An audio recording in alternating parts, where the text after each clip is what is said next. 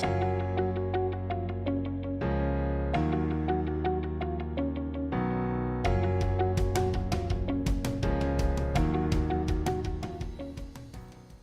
and welcome back to DWG TV. I'm Hannah and today I'm joined by Lynn, who is the community manager here at SoCo. And today we're talking about building community here in Columbia, and also Lynn is a local entrepreneur here, so we're talking about just the social accounts that she runs and how she has a knack for social media marketing. So Lynn, before we dive in, can you tell everyone a little bit about who you are and what you do professionally? Hi, I'm Lynn Luck. I am the Community Engagement Manager here at SoCo. I essentially help bring our community together and do a lot of introductions and collaborations and events, sales, and marketing. On the side, I also freelance in photography as well as marketing and social media consulting. And then I also serve on on a board that also helps promote Columbia. So that's where a lot of my passions lie, is just really helping small businesses and the local community. So you kind of wear a lot of hats and have a lot of different passions. Has that always been something, have you always been multi-passionate? Yes, so I tend to just dive in deep.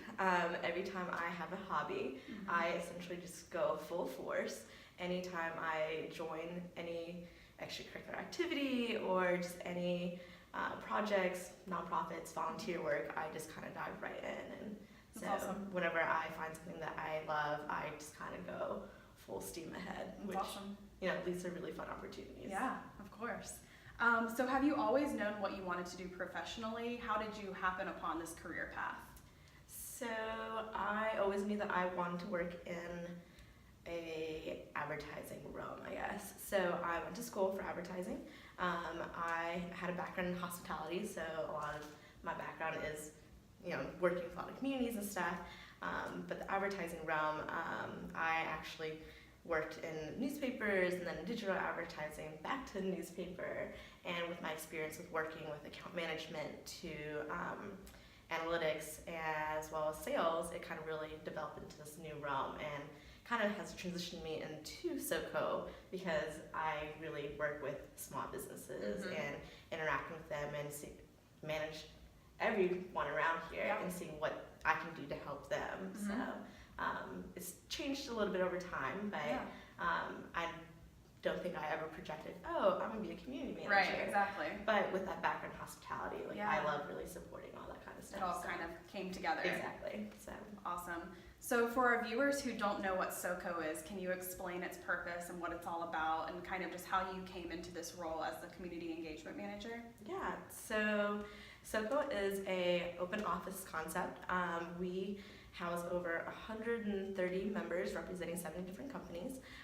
We essentially help provide a space for people to work out of, but more than that, we are helping them connect to each other and connect to outside areas as well. So my role as a community engagement manager is to essentially figure out what can I do to help you guys grow and do what you love and just continue to not worry about the side things like utilities and coffee and printers out of ink. I essentially help with managing all of that while you guys just focus on everything else. So it's really fun because there's tons of different community members here that range from lawyers to recruiters to marketing, freelancers, entrepreneurs, small businesses. So I kind of help come in and bring that all together and connect everyone. So and how I got into this role was actually through my now boss. I actually connected with him about 6 or 7 years ago and volunteering actually, and he connected me with his now wife, and I interned for her through Columbia Opportunity Resource, and through that we kind of stayed connected throughout all the years, and he's essentially been kind of a guiding force of, hey, chase after your dreams kind of thing. And so when he approached me about this job, I was like, no, I'm not leaving my job. What are you talking about? And then as we talked about it, it took probably one coffee meeting. By the end of it, I was like, oh man, I'm gonna say yes.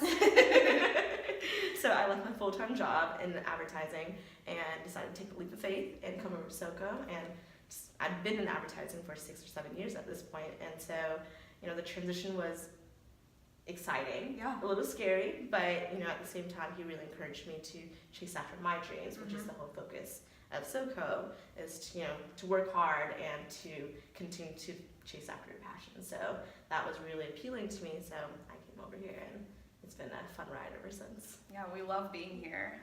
SoCo is a really cool space if you haven't ever checked it out. So what, in your opinion, what makes SoCo unique, and what do you love about working here? What makes it unique? Well, it's not a typical office space. We have so much going on here. I love that every day is different, that if you had a question about like photography, you can find someone in our community that can help you there's with a ton that. of connections. Exactly, like all the connections here, like content writers, and I can sit on the couch outside in our hangout area, and just like someone else will come in and talk about like what their day-to-day looks like, and I'll learn stuff about finance, nutrition, back-end web development, and cybersecurity stuff, and I was like, sometimes over my head, but it's something super cool that like engaging, and I'm like, wow, like there's so much going on in this community that I didn't know about, that if I had been so pigeonholed into my advertising realm, like that's all I would have really focused on. But I think my favorite part is even our online community, because I happen to be everywhere. The one place I can really stay plugged in on the know is on our Slack channel, and so I am always on all those conversations, and it's really fun because it can be anything from restaurant openings to our winning channel, which is when we're celebrating each other. So I really love that our community really just bands around each other. Builds each other up. Exactly. Whether you're in a physical location or if you're just in an online community, because we do have people that don't even sit in South Carolina. So it's really cool to talk to people who are in different time zones even. It's like, what are you working on? Yeah, absolutely. So let's talk about how you balance your entrepreneurial focuses along with working at SoCo. I know you run several social accounts as well as you have your photography business. So how do you kind of manage those different worlds? It's been quite a juggling factor, definitely. I've always been on the go, so I think that has really helped me manage like my time, because I've always had to plot out like, okay, this is when I'm going to be in the office. I do try to make sure that I'm like in our office like in the morning times, just because it's very like, that's when my brain is like fully functioning to like do like the daily tasks. Trying to do some of the other things with my client work, I try to really just plan out time with them. A lot of them know that in social media realm, you don't really have to actually be present, and so I try to touch base with them at least once or twice a month. But with the social media scheduling and everything, that it's really easy to do it from SoCo. So I can sit in this office and really manage anything that they need.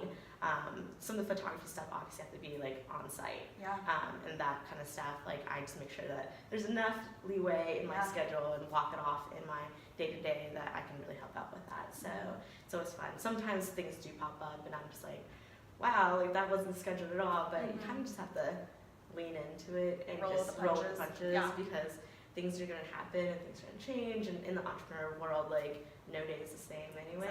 So you just kind of have to have a laid back, I guess, personality, but to make sure that things are structured at least as well. Like have a game plan, but know that it's okay that it's not going to happen that way. So I can have like 5 tours here in one day, and all of a sudden jump to a networking meeting that's a photography shoot, and then it's just you just kind of have to go with it. Exactly.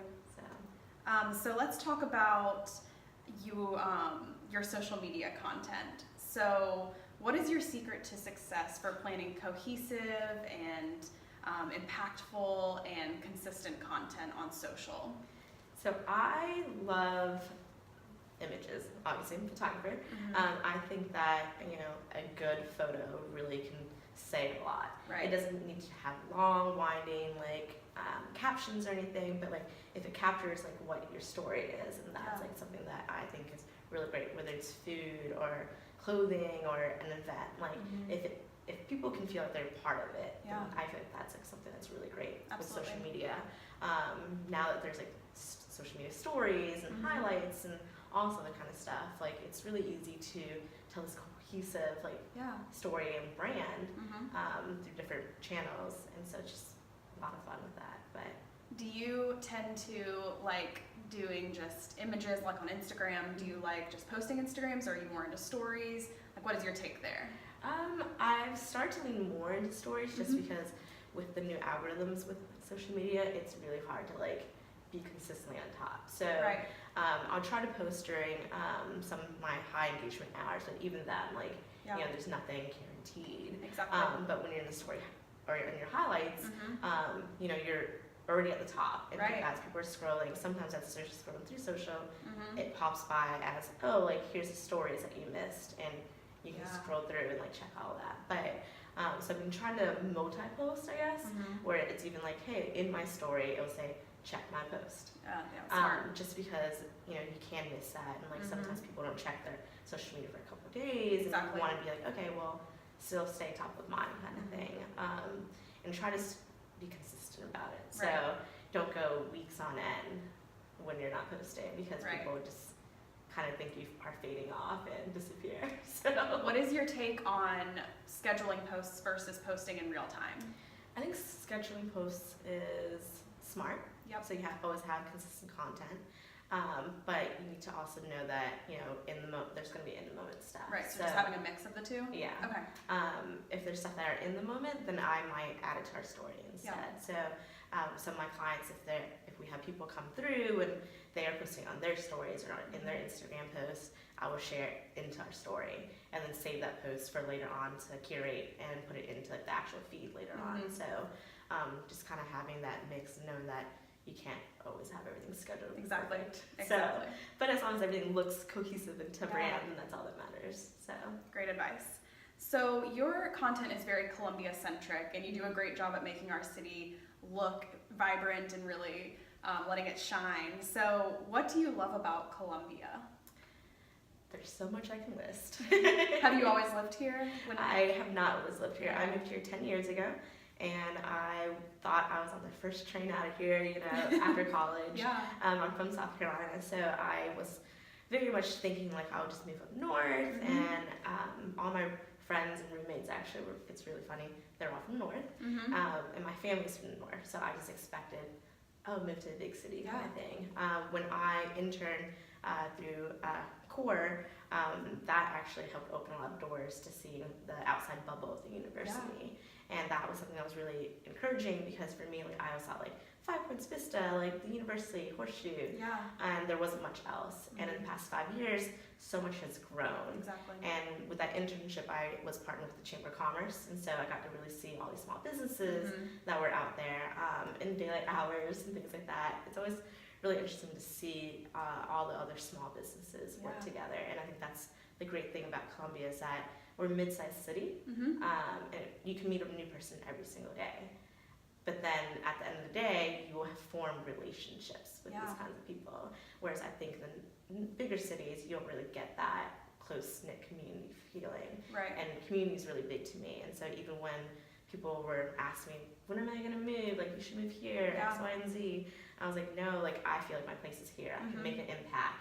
Any person that puts their, like, you know, heart to it can actually make an impact here. And so that's really big for me, and that's what really has kept me here, is that, you know, there's a new restaurant or whatever popping up every day, but you can get to know the owner, and you get to know the chef, like, you get to know the local people who come together to support all these businesses. So that's my biggest passion is community, and so that's why I love it here so much. And you brought up a good point too, for anyone that's in college and thinks that they have to move to a big city to pursue their dreams in marketing or advertising or any of those realms. There's opportunities here in Columbia if you look to find them. So that's a great point you brought up there. So what is some advice you would share with someone who's trying to build their social media presence, whether it be for their business or just personally? What would be kind of some tips and tricks you would share with them? Find out, make a plan for what you actually want to do. Because if you're just posting to post, it doesn't make sense. If you are trying to be an influencer, then, you know, find the specific story that you want to tell. If that's a big thing, that like people kind of want to tell like multiple different things, and then it just kind of becomes this weird mess. Mm-hmm. But if you have a strategy of what you kind of want to plan out, Mm-hmm. everything else will kind of fall in naturally. Creating good looking content. Yeah. The captions and stuff will kind of come to you, I think, and even then it's pretty easy to think of anything, The photos though, I think that really are impactful though, especially in this day and age when you're scrolling through on social, it's just very much like you see it and then you don't. Mm-hmm. And so I think that if you have a good strategy of game plan, your brand and your business, then everything else will kind of just fall into place. Yeah. Then also, if you're managing yourself, then find a planning tool and just go ahead and plot it out. Sit down once a month and just schedule out at least 8 posts or something. Mm-hmm. And that way you're still on top of, your social. But most businesses, they don't think of marketing as they do think of marketing, but when they're wearing multiple hats, marketing is the last. It'll fall on the back burner. Exactly. So that's always the biggest thing that I hear is that we don't have time for it Yeah. because a lot of people are managing their business, Mm-hmm. and so that's the biggest thing. And so it's really hard for people to keep juggling that. Yeah. And the marketing piece they know is important, but they don't really think of it. But if you can really set it and forget it, really it's just as like you have to pay a bill. Exactly. Just do it. Just automate it. Exactly. So finding tools like Hootsuite and things like that will really kind of help plan that kind of content out. Awesome. That's great advice. So in your opinion, what makes social media such an effective strategy for digital marketing? I think that in this day and age, it's a pretty inexpensive route. Yeah, it's So very true. either you can manage it yourself or you can find other people to manage it. Mm-hmm. And in that way, it's a little bit of funding towards that, but compared to paid search and paid advertising and even print advertising, that kind of stuff, this is the most inexpensive way. Yeah. You can also do paid social and things like that, but maybe find someone to help construct that Right. strategy and plan. But social media is just really important because I think that how the community or how the world is going now, they're in such a fast-paced Mm-hmm. realm that social media kind of has taken over. Yeah. And so if you're not present in all these channels, I always recommend if you're doing print and billboards, things like that, you still have to have a website, you have to do social, you have to have it all Mm-hmm. because it's all part of this huge toolbox. It for all you. works together. It all works together. So that person could be driving down the street and see the billboard, and they'll pick up a newspaper as they're drinking coffee, doing work, see the ad, and they want to look for a website. And then all of a sudden they want to check and see if the food is good, so they're going to look to social media for that. Yeah. So if all the stuff doesn't work together, then it kind of, what's the point? And you're going to lose potential customers. Exactly. So it's cost effective, and you just need to have all these different channels to make sure that your brand's out there. So yeah, it's great information. So next we're going to go into some rapid fire questions. These are kind of just for fun. And then we can talk about where people can find you online. So first of all, are you a morning person or a night owl? definitely a night owl. Okay. What are you reading or listening to at the moment? At the moment, I'm actually rereading Girl Wash Your Face by Rachel Okay. Hollis. I actually had it on Audible first, and then I decided I wanted to buy the book and go through and highlight everything I loved. I've heard great things about that book. Yes, I recommend it to everyone. It's on my Goodreads list. Yes. If you could only follow 3 accounts on social media, who would you pick? So I would probably follow Columbia SC just because I always follow them and have been following them for forever. Rachel Hollis is another one of my big ones. And I guess the third one would be, let's see, I just follow so many, it's so hard to Yes. find just one. I don't know how I would answer this. I know. Maybe a social page, where I think it's called Social Mo, I think. But Mhm. they're someone based out of Atlanta that I've been following for the past year or two. So Okay. they provide a lot of really cool tips and tricks on social media. Awesome. So Cool. Best local coffee shop in Columbia. let's see, I have so many favorites. Drip probably is my favorite. Okay. Just because I love their honey habanero latte. Ooh. Yes, and they're right down the street from my house. So. Yeah. And connected right next door to a gelato place, so you can't really miss that. Nope. Can't go wrong there. What is your favorite restaurant in Columbia? Favorite restaurant in Columbia? Right now, probably Pho Vit, just because it's so cold, and Yeah. I love pho. And I probably have gotten pho every single week for the past month because it just warms your bones. Mm-hmm. So- Just nice comfort food. Exactly. And again, right down the street from my house. Perfect. Awesome. Well, that's all the questions that I have for you today. Thanks so much for being here. I think this is a great conversation, and our viewers are really going to enjoy it. So where can people find you online to follow along with everything that you're doing? So I have multiple channels. You can find me on Instagram at Luckily Lynn, that's my personal account, at Go Cola, at Citizens of Soda City, at SoCo Work, which is the account I manage for SoCo. And then I also have Simply Lynn Luck, which is my photography account. So many. I don't know how you do it. So yeah, well, thank you for being here, and please give Lynn a follow on one of her or all of her many social accounts, and really follow along with what she's doing. She's doing some awesome things. So thanks for being here, and thanks for your time and attention. If you like today's chat, please like this video and share it with a friend or a colleague, and connect with us online on Facebook, Twitter, LinkedIn, and Instagram. We're on all the places. And this is our last DWG TV episode of the year, so we'll be back on January 8th at 1 p.m. Eastern Time.